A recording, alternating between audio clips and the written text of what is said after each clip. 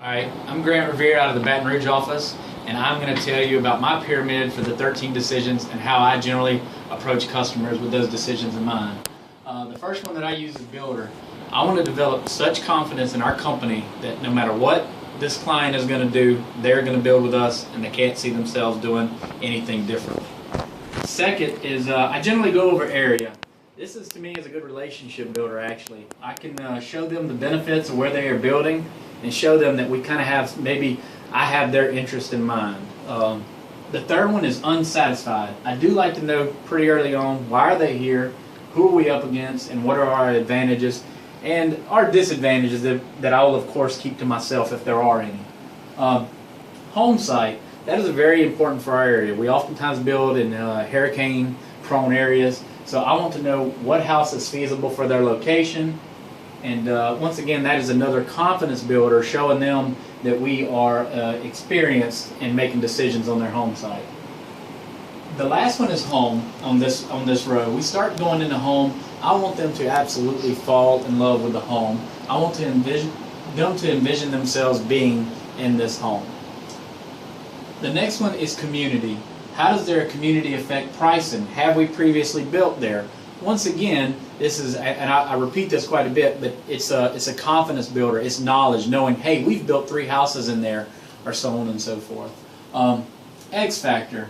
Once we've kind of gone through these things, I've gone in depth with all these. So at this point, we've actually, in my opinion, we spent quite a bit of time in the initial meeting. And at this point, I want them to start following me. They've been following all along, but at this point, I really want to lead. You know, of course, you'll let them kind of feel like they're leading, but not quite as much here. I want them to have enough confidence in me at this point that I am that X factor, and they're going to follow me where I take them.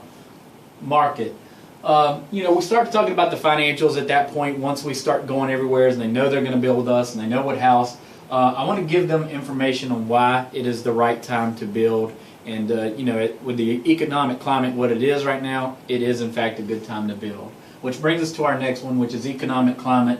You know, point out the rates. You know, try to stay up on the rates and what's going on in the market, and let them know why it would be the right time to build. Financing. I want to find out. This is where I find out the who, what, when, where, and why of how they were going to do this. This is another place where, for me, I think customers always are very appreciative that I can point out a financial institute that can help them out. Because, for instance, we do 5% here, and many times customers are surprised that they're actually able to get that.